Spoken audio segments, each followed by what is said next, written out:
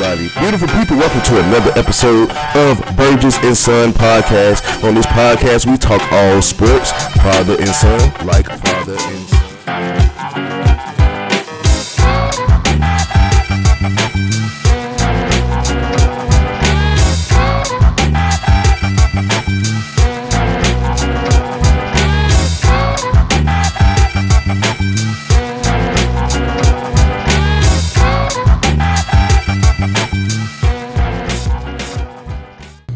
Hello, everybody. Beautiful people, welcome to another episode of Burgess&Son Podcast. On this podcast, we talk all sports, father and son, like father and son. We are here. How you doing today, Mr. Keith Burgess? I'm doing wonderful, and you, sir? I think I'm doing good. No, I'm doing good. I'm doing real well. You know what? For a person who don't like drama, it's a lot of drama going on in the world. Yes. Drake and Kendrick, Cat Williams, and every comedian known to man. I'm a cat.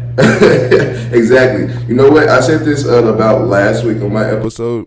I was like, it's crazy that a year ago, very first day of 2024, Cat Williams had the interview with Shannon Sharp, and everything just been falling down ever since. And then next thing you know, a couple of months later, Like That came out with Kendrick Lamar's Future, and then he did Not Like Us.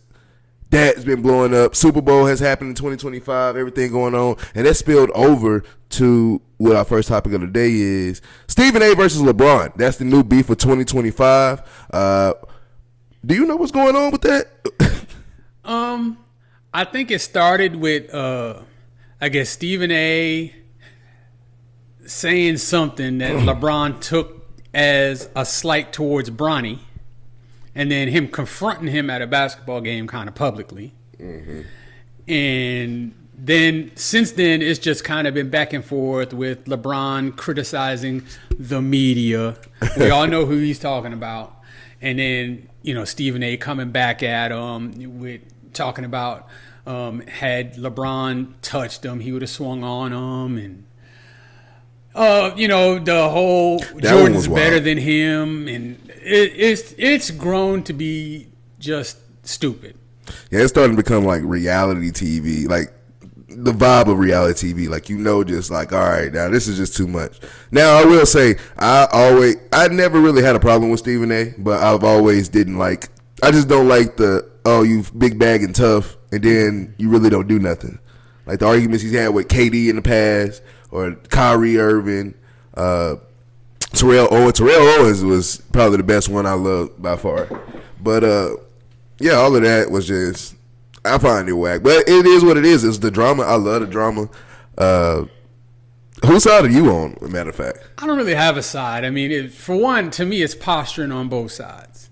So I remember in the last episode, you said fans have too much power. I don't think fans have too much power. I think the media has too much power. And in this case, I think Stephen A has too much power. Yeah. But that's a part of the fans, I think, too. Sort of, because he conducts himself to a degree as a fan would. You know, saying some things that, you know, I guess fans would say. But I think it's silly, and I wish it would stop. Stephen A, you are not a tough guy. If you was to swing on LeBron, that would be the end of it. That would be the end of it. So, and, you know, LeBron.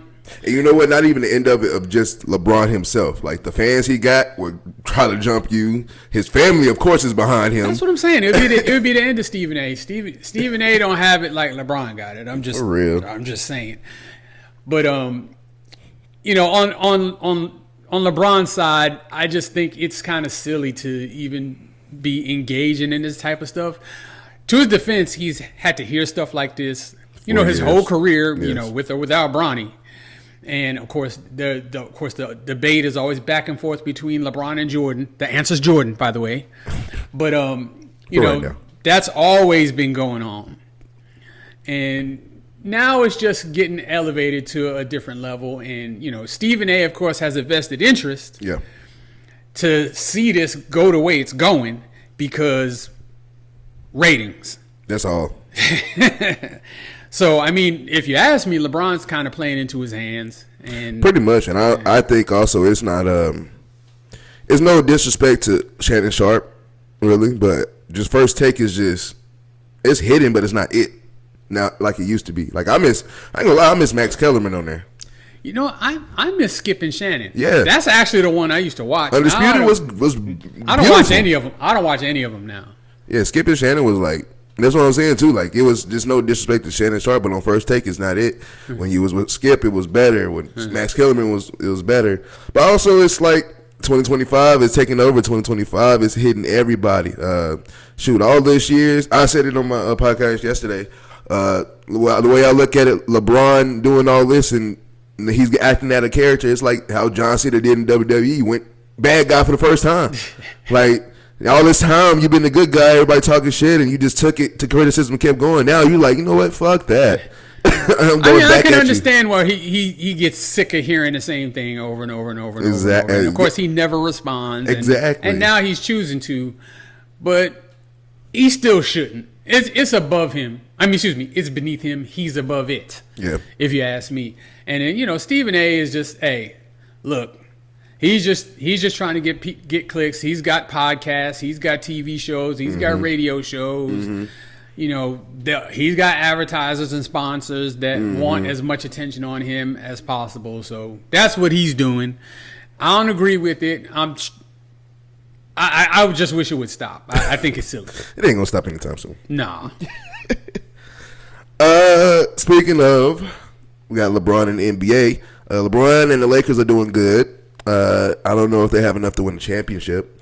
Who would you say is the NBA's favorite to win the finals? Oh, it's got to be the Celtics. As much as I hate to say it, as a Knicks fan, I can't stand the Boston Celtics. I hate them. But if you're looking at it objectively, they're the best team, and they have it all. They can shoot the three, and they shoot a lot of them, and they make a lot of them. They can defend. They can defend on the perimeter. They can defend at the rim. Yes. They can rebound. They really don't have any holes as long as you don't miss threes. That's really our fault. Yeah, games that we miss more threes is like, okay, that's the reason we lost. But as long as Tatum and Brown play decent, I don't see that there's a team in the NBA that could beat them in 7 games. What's crazy is you giving credit to my team, but I'm going to actually give credit to the Knicks. I think the Knicks is the dark horse of the Eastern Conference. Everybody talks about the Celtics. Everybody talks about the Cavaliers. Everybody's running away with the Cavaliers right now. Me personally, I'm not, as a Celtics fan, I'm not worried about the Cavs. Cavs had a good season last year, full of steam, and we beat them 4-1. It's probably this year's might be 4-2. But even then, like, I think the Knicks have the grit and grind team that nobody's talking about. They fight hard. They do play a lot of minutes, which that can lead up to injuries in the long run. But if they can keep their body, really right now is the nitty gritty of keeping your players healthy. So if you can get away with not playing your players so many minutes or many games, I think the Knicks go into the playoffs as really a dark horse. Like I think they have a chance of. I ain't gonna lie to you. I'm scared of the Knicks more than I am the Cavaliers. I love the Knicks. I really do. And I hope you're right. I just don't think they're really a serious threat to the Celtics. To the Celtics, I can see. But to everybody else besides the Celtics, they could win a round, maybe 2. But if they get to the Eastern Conference Finals, whether it's the Celtics or whether it's the Cavs, I think they're getting bounced. Their ceiling is really the Eastern Conference Finals. And if they get there, they're going to lose. And our number one problem is our depth. So like we have some really good front line. Like LeBron said back in the day, they're top heavy. Yeah, and they just don't have a whole lot of depth on the bench. And even if we did have some depth on the bench, Tom Thibodeau has never been one to play his bench players. Never. He's playing the hell out of those starters. And so those guys are playing a lot of minutes, and that makes me nervous because I saw how our season ended last year with basically the entire team being injured and out. So and I'm talking about did Jalen Brunson play Game 7? He started the game. He didn't finish it. See, that was bad. See, that's what I'm saying, lead to injuries. But I look at the Knicks as a dark horse in the Eastern Conference. In the Western Conference, I get it. The Thunder. This is my argument versus the Thunder, though. The Thunder were the best team last year. in the West. Was looked at as the best team to come out of the West. Got beat by one guy in Luka. I mean, he had Kyrie, but really Luka single-handedly beat everybody in the West. The West is so up in the air to me right now because you could make a case, of course, for the Thunder, which right now I would call them the favorite. Yeah. I wouldn't bet anything on it, but I would call them the favorite. Yeah. I like got that. Denver. Always. I think they're a threat. I think the Warriors, I wouldn't have thought that Jimmy Butler would have made this big a difference for them. I think they're definitely a threat. The Lakers are a threat. Mm-hmm. I can't hang my hat on any one team in the West like I can with the Celtics in the East. I say you look at I just said it just a second ago. Luka by himself killed everybody in the West, and you had him with Kyrie. You add Luka with LeBron and those pieces. I wouldn't be surprised if he can do it again and you take him to the finals. He might. He could. The Warriors. That's where I say it was kind of like it was. The Warriors is kind of like the way I look at it, like a new relationship for Jimmy Butler. Like the last relationship was getting a little old, it was getting a little toxic. We had to leave. The new relationship, of course, you're gonna do. Yeah, you want to go to play at the park. You want to go do this. You doing stuff. You ain't. Hold on. Where did this come from? So I think that's why it's working out for Jimmy Butler and the Warriors. But yes, with that championship experience, please watch out for the Warriors. And yeah, I think out of the West, I say for sure.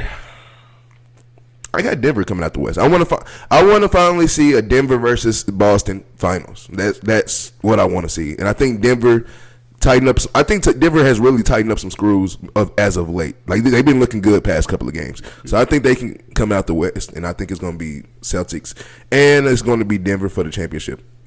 You got any two teams you ready to say? Like I said, Celtics for sure. I'm gonna say Thunder just because. Celtics and Thunder. Like I said, but it's not with the utmost of confidence. Okay. And I do not think the Thunder can beat the Celtics. I don't either, but it's going to be a good finals. What's next for us today?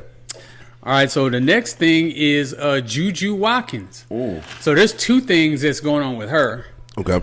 First, unfortunately, in the last game, she tore her ACL. She's out for the rest of the tournament and out for a significant part of next year's season.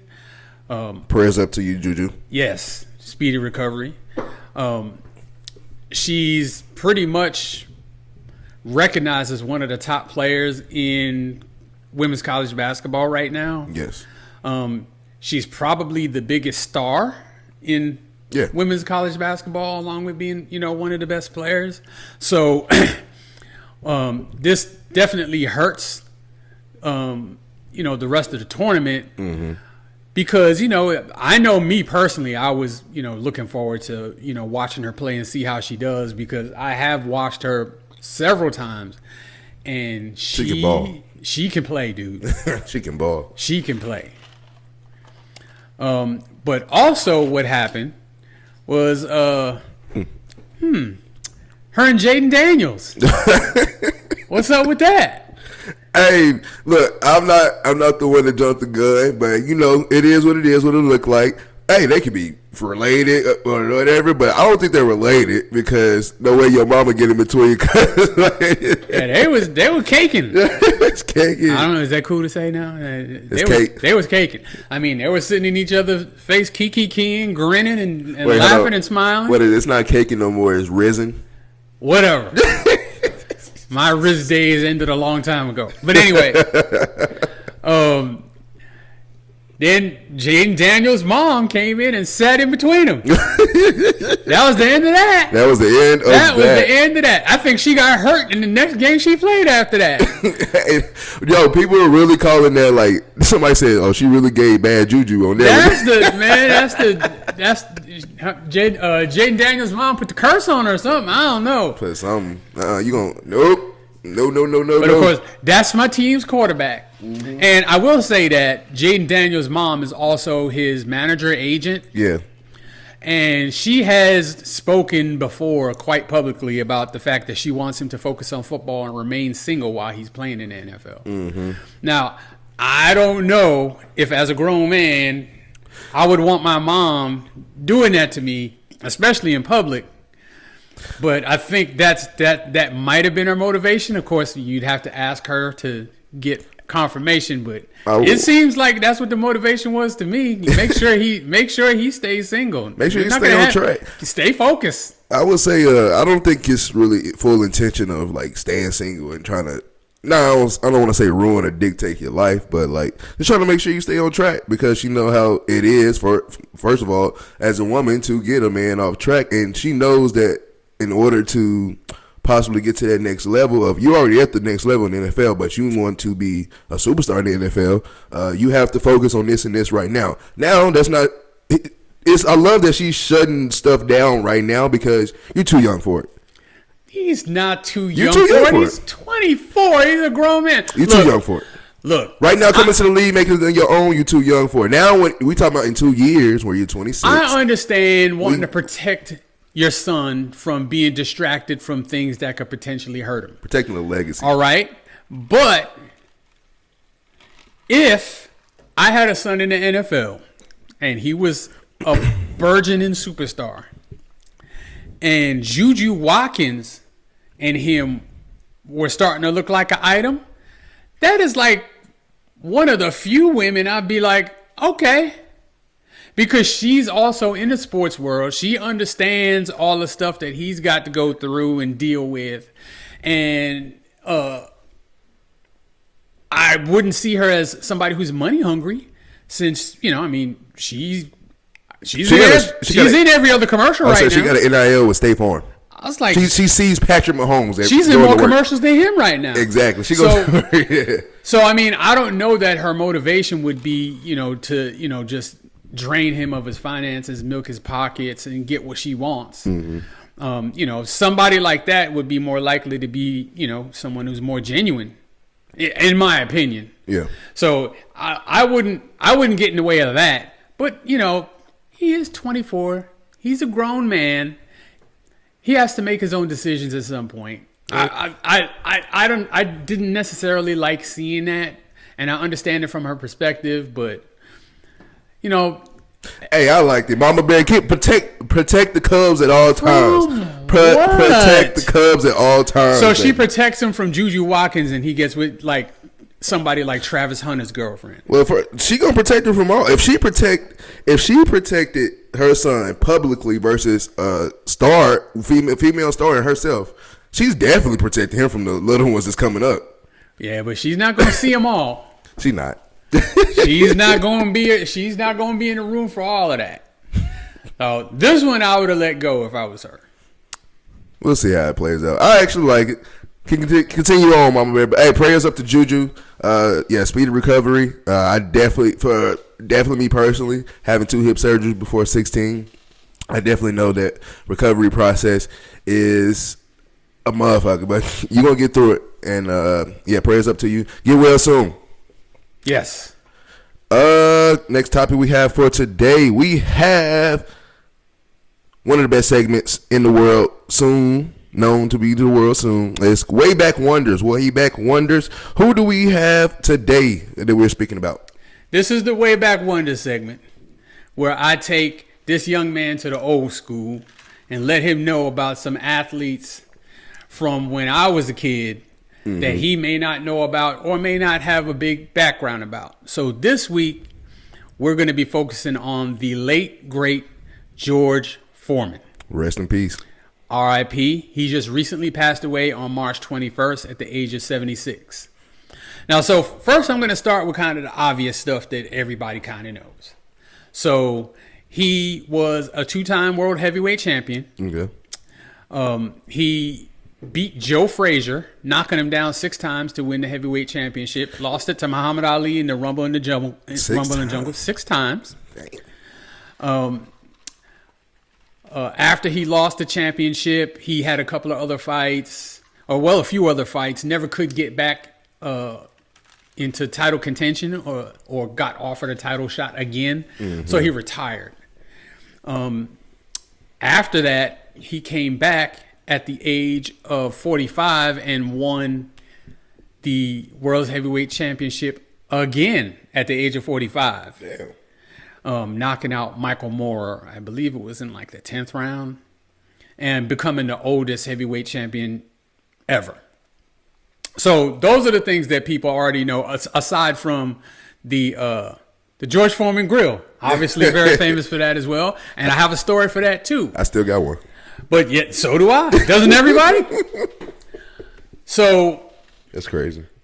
He was born and raised in Houston, Texas, in the 5th Ward, which is a very rough neighborhood. Haven't been there personally, but know people who have. And yes, it's apparently very rough. And he grew up, fell into juvenile delinquency, robbing folks, committing, petty crimes, that type of thing. He got into boxing because one time he got caught, and instead of going to juvenile detention, they offered him to go to Job Corps. Okay. And so while he was at Job Corps, he met a boxing trainer who encouraged him to take up boxing. Of course, you see, anyone who's ever seen him sees how big George Forman is. So even as a kid, he was way bigger than, everybody else. They're bigger than most. Yes. And so he took up boxing. He actually won a gold medal for the United States in the 1968 Olympics. Oh, wow. And prior to the Olympics, he had only 25 amateur fights before he went there. Now, when he was younger, of course, basically, he had physical gifts that most boxers don't have, as far as his size and strength. And he would basically bully people. Which is how he would win. He would swing until they fell. I mean, literally, that's what he would do. There wasn't a whole lot of technical science to what he was doing. He was just swinging, wild, and until somebody didn't get up again. Jesus. And he was feared. In fact, when he fought Muhammad Ali, where he did lose that fight, but before the fight, people were concerned for Muhammad Ali's safety. Damn. Because that's how brutal of a puncher, how strong George Foreman was. They thought that Ali could really get hurt in that fight. Of course, it didn't turn out that way. How did that fight go? Well, Ali just kind of let him swing for 8 rounds until he tired himself out, and then he started peppering him, hitting him with them straight shots. Dude went down, didn't get up in time. Wow. Okay. That's crazy. But as he transitioned into his second career, as someone who's older myself, of course, at the time when he won that second heavyweight title, I was in my mid-20s myself. So it was fascinating to me that, some old guy could win the heavyweight championship. Damn.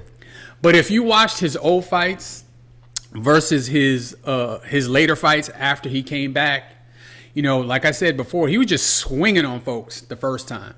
When he came back the second time, he was a lot more technical. And patient. Much more patient. Instead of these big, wild, round punches, straight punches. Economical. And I understand it now more because as you get older, you don't have the energy you had when you was 25. You can't just stand in there and swing. Exactly. Especially after years and years of being out of boxing. How long was he out of boxing for? At least 10 or 15. It was a while. I think he retired the first time in 1977, and he came back in it was the 90s when he came back. See, that's wild. So, yeah, I mean, it's crazy. So he actually developed boxing skill. Yeah. True boxing skill. And I think that's something that's overlooked. Another thing that's overlooked with George Foreman is, growing up the way he grew up, he was an angry guy. He'll be the first to tell you that he was very angry. He took everything personally. He had the "I'ma take it from you," kind of mentality. And, he found God, became a minister. He was actually a minister in between that time where he was retired, and he came back to win the title as a 45-year-old. Oh, okay. He was an ordained minister, had his own church and everything. In Houston? In Houston. Okay. I believe it's still there.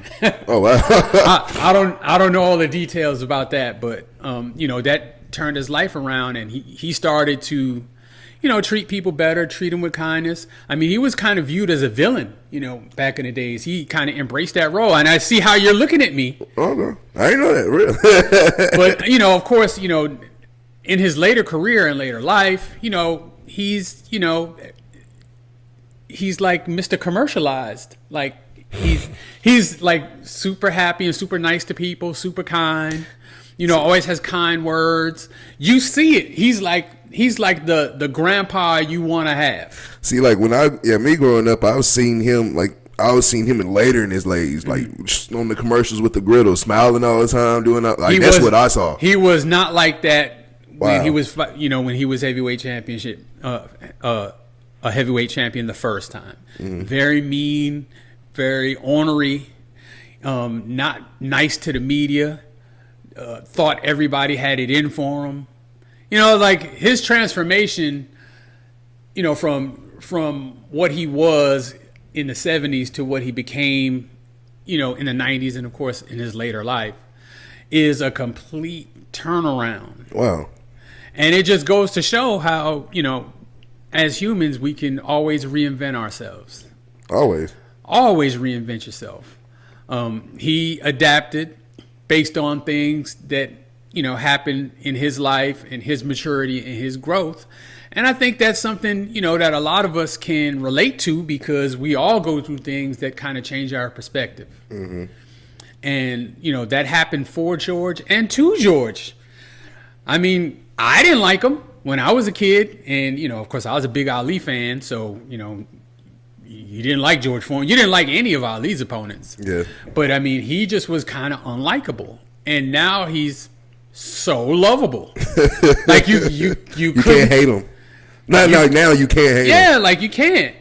So even though I wouldn't necessarily classify him as one of the greatest fighters of all time, he's definitely noteworthy for sure. And is he one of those ones when you bring up great fighters of all time and somebody said George Forman, like you wouldn't be mad at it? I mean, I wouldn't be mad, but I mean, I would definitely disagree. Like you have an argument for it? I believe I could name 10 heavyweights better than George Foreman. I'm not going to go into that right now because, this is actually about him and his greatness. Mm-hmm. But the last thing that I'll say about George Foreman is the George Foreman grill. Mm-hmm. Did you know that whole George Foreman grill idea was originally pitched to none other than Hulk Hogan? Hulk Hogan? That was supposed to be the Hulk Hogan grill. For real? Hulk Hogan turned it down. And so they pitched it to George Foreman. He loved it. He went with it. And Hulk Hogan, you should be sick. Everybody hates you now. But he's got to be sick. Everybody definitely hates you now. He's got to be sick. Every time he sees one of them George Foreman grills, I know Hulk Hogan is punching the air. Punching the air. But, yeah. Wow. And so I don't know how many multi-millions of dollars that George Foreman made off of that grill, but that was originally supposed to be Hulk Hogan.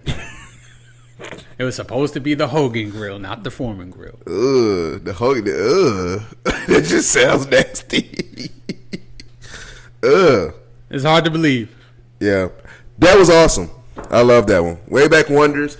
Hey, give us another couple of episodes. Everybody gonna be into that. We need to find somebody who can animate these stories. Cool.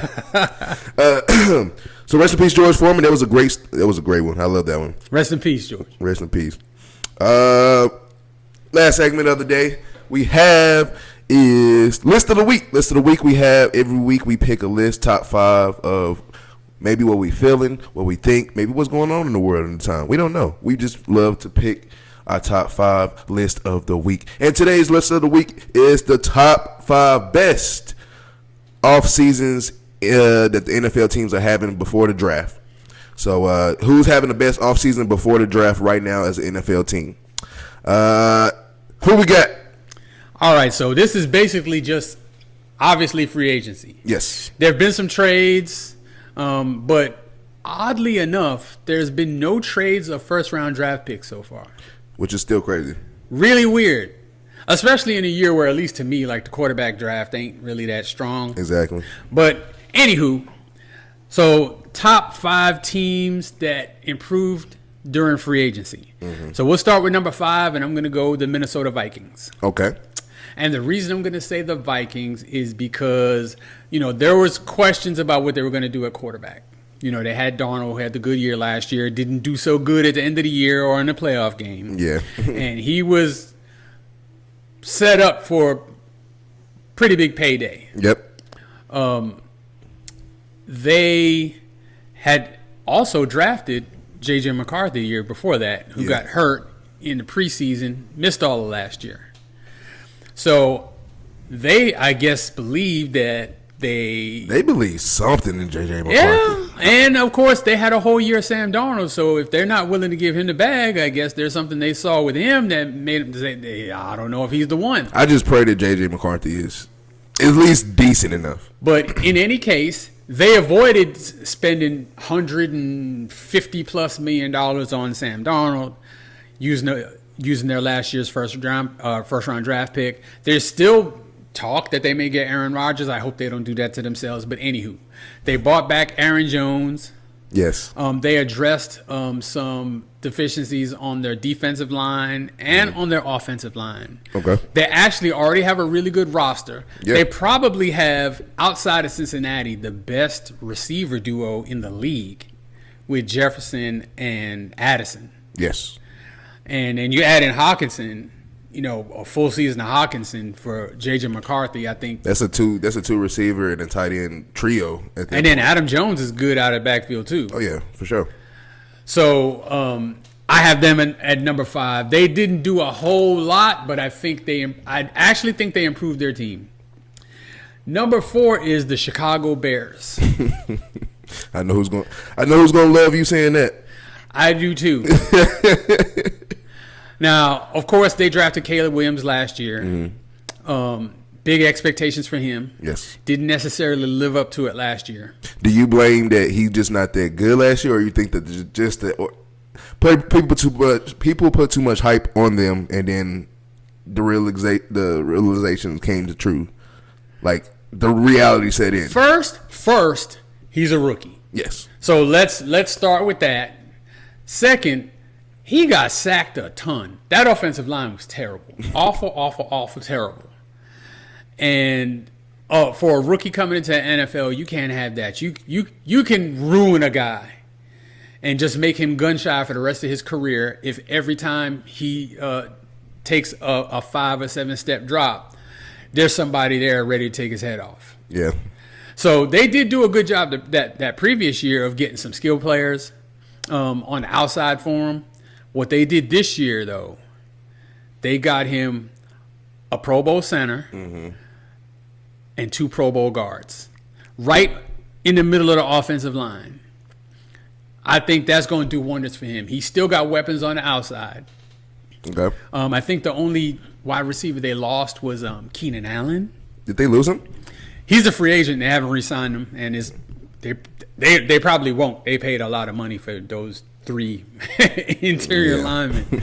And then, they addressed a couple of needs on their defensive line. I think they're setting themselves up for a much better season next year. I had them picked as a playoff team last year. I don't know next year because that division is Still so tough. hard.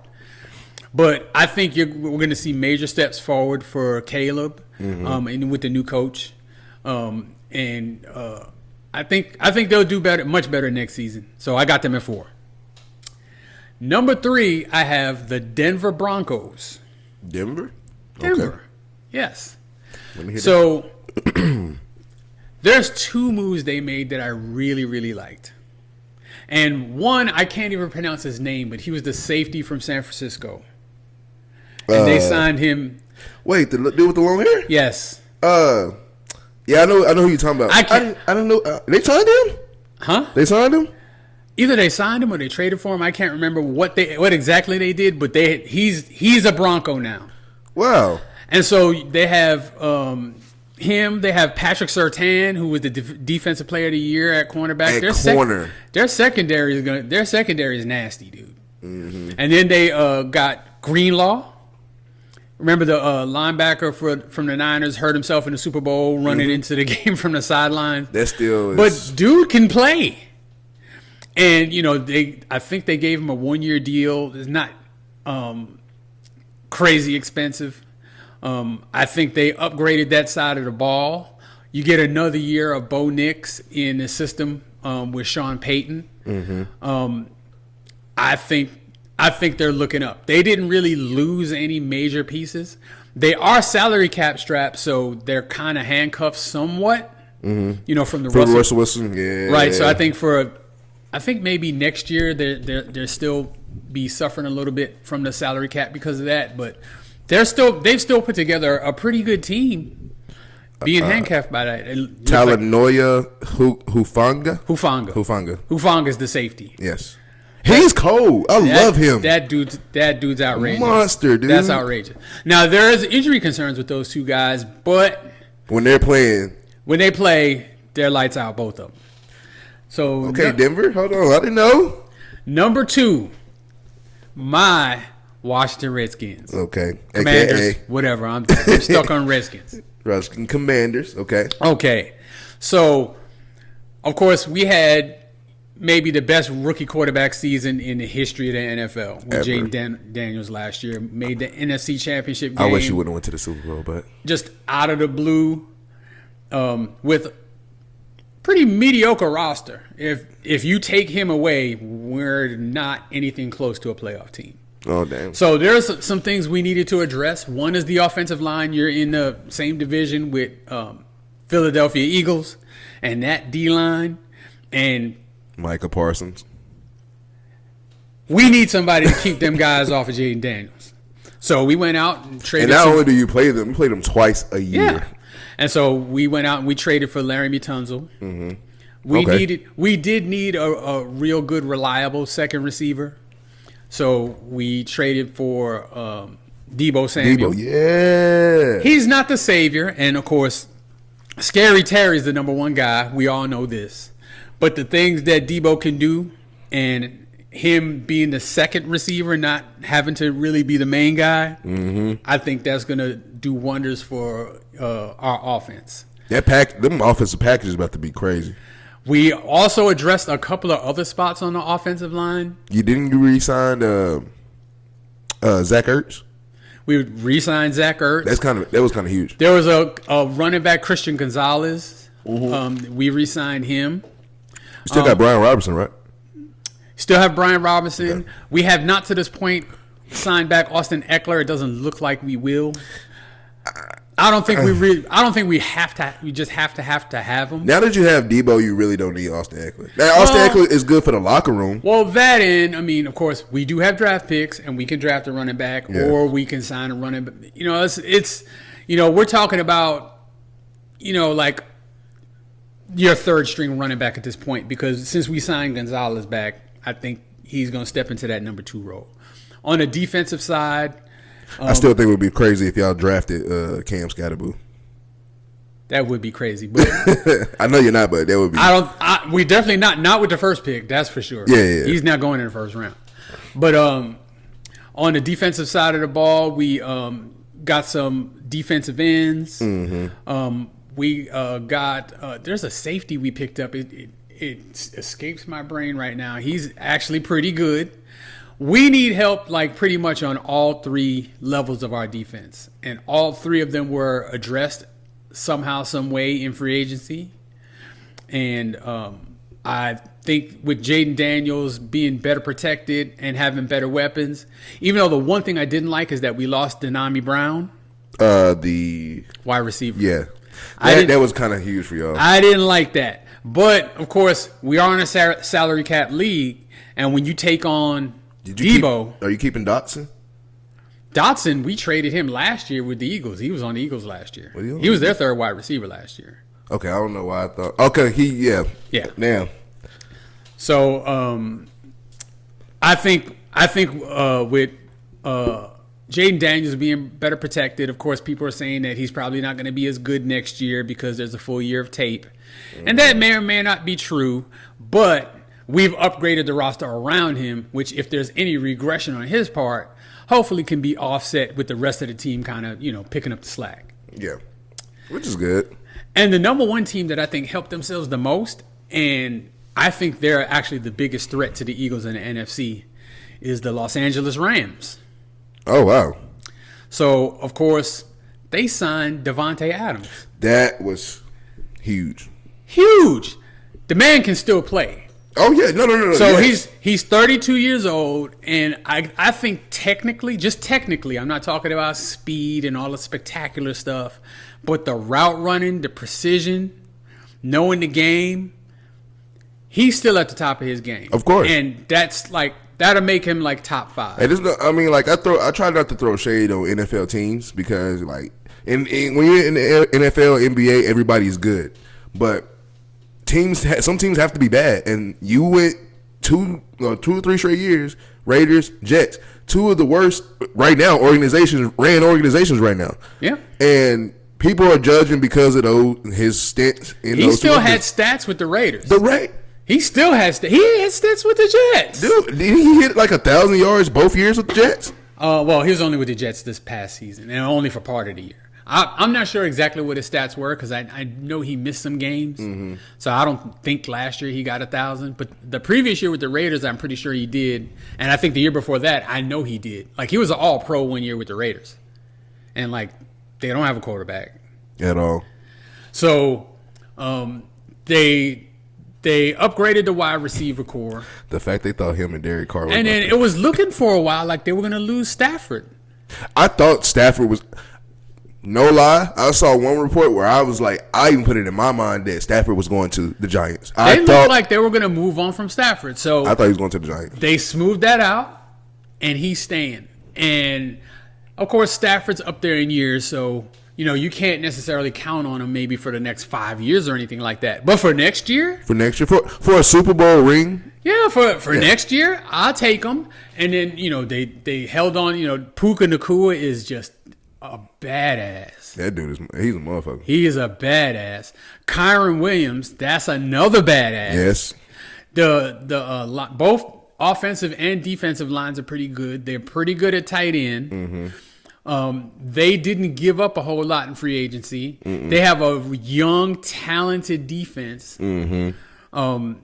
I believe that they're the number one threat to the Philadelphia Eagles, and it would not surprise me at all if they made the Super Bowl again. And if you think about it too, to be honest, the Rams was a couple of plays if it go their way, they beat the Eagles. In the playoffs, there was really the only team that gave the Eagles a game. Exactly. And they was a couple, if it goes the Rams' way, they beat the Eagles. And they probably should have won that game. They had a couple of stupid fumbles. That's what I'm saying, a couple of plays. Yeah, they should have won that game. In the snow in Philadelphia. The Los Angeles Rams, who play indoors in Inglewood.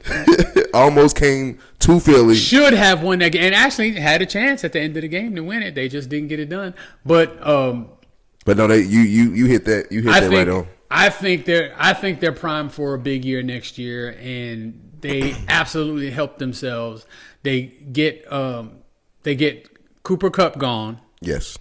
And they bring in Davante, and even though I wish if you was able to put together Cooper Kupp, Puka Nacua, and Davante, that's automatic Super Bowl. Hey, I know it's not. There's a salary cap, and of course, one of the reasons why they didn't know if they was going to keep Stafford is because of his previous deal, previous to the one they just reworked with him.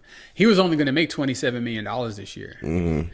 And so obviously, when they reworked that deal, that's increasing his cap number this year. So they really couldn't afford to. Even if they wanted to, even before they even got Davante, they had announced that they were going to move on from Cooper Kupp, yeah.